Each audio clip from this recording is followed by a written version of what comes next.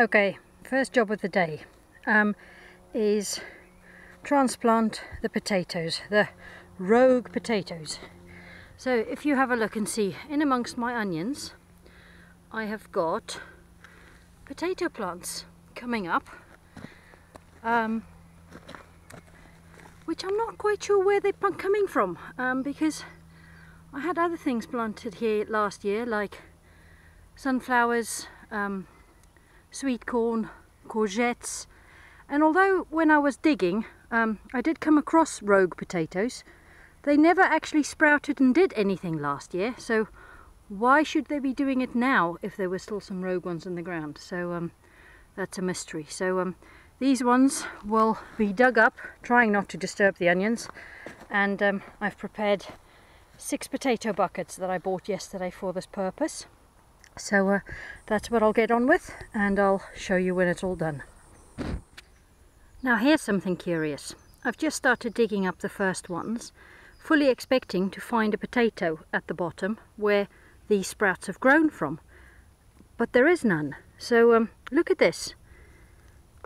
There is no visible potato that it grew from, but it's already starting to form little new potatoes. So if somebody can please explain to me how that works. Can you grow a potato from seed, and does it make a seed? No, surely the seed is the potato. So yeah, I'm going to plant these and see what I get from them.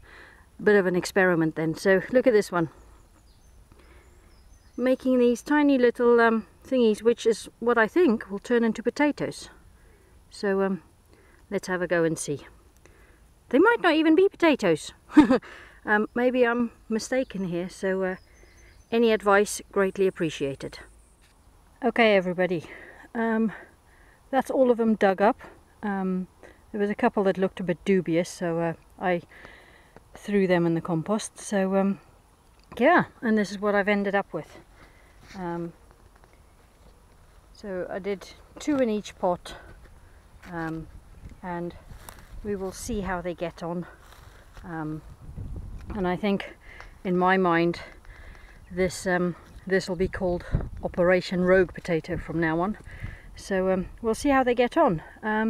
There was a couple that had little potatoes, probably the size of my thumb, the tip of my thumb by now. So we'll see. They might not even like being transplanted at this late stage.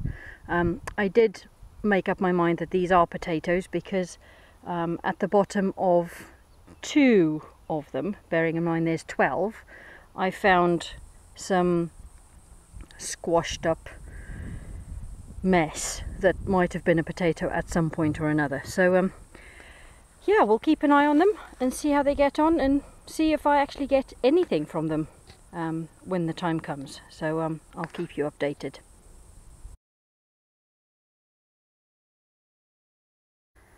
The other experiment I'm doing today is last autumn, when I planted all of these onion sets here, I had that little bit of the bed prepared, and this bit wasn't ready yet. So I was running out of time, and I planted the red onions and the garlics at home. Now look at what those onions are looking like. They're starting to fatten up, they're healthy, they're actually doing okay this year, which is a bit of a surprise to me. But then you look at the state of the red onions that are at home.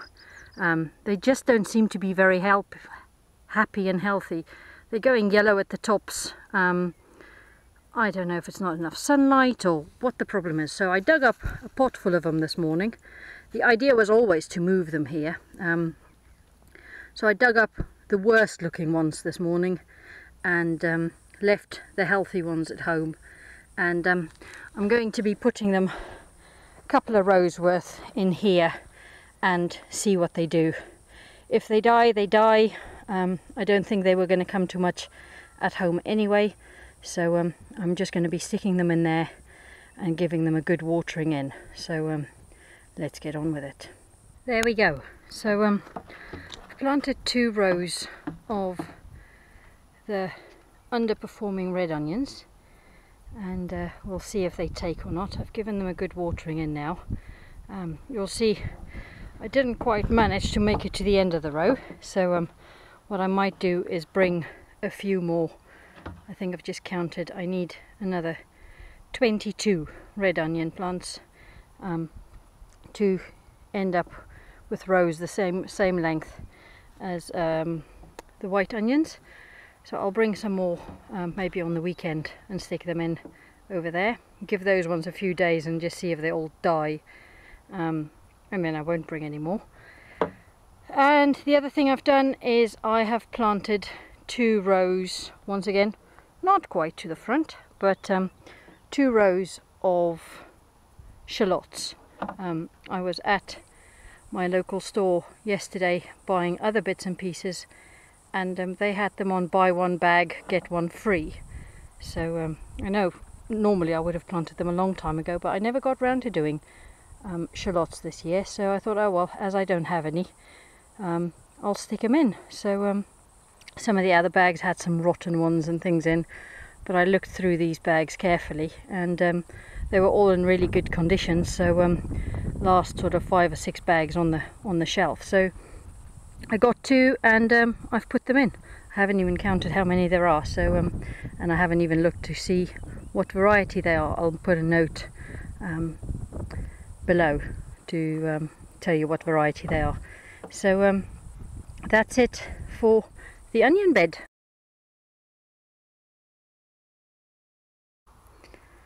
Okay, last job for the day was to plant out some lettuces.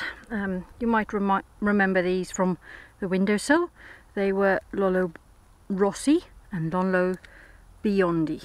So something I've just found really interesting is that those 8 Rossos there, 2 rows of 4, and these 2 Biondis I planted out on Sunday with the help of Alyssa, and I've covered them with these little cloches, these sort of fold away thingies, just so the birds don't get them. So but they didn't really need them. I just wanted to give them a bit of a head start, so covered them with those and left them. So today's Wednesday, so it's only 3 days later, and look at the difference. So today I have put in a row of 4 of more Biondis here, but my germination wasn't as good on the Biondis as on the Rosso. So the end of this row, those 2 are also Rossos, and they looked like that on Sunday when I planted them. So the leaves were a little bit tinged with red, and that's how I could tell that they were different kinds. But look what's happened in 3 days. Look how red they've gone.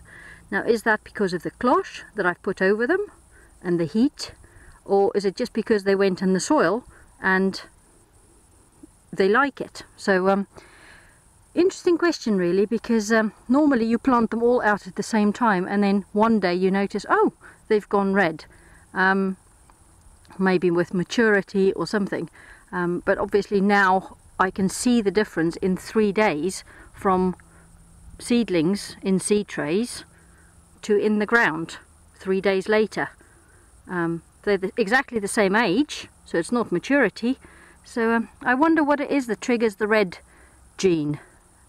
If anybody knows, answers in the box below. So that's it from me for today, folks, and yeah, not as much as I wanted to get done, but still every little helps, as they say. So that's it from me, and we will see each other again very soon.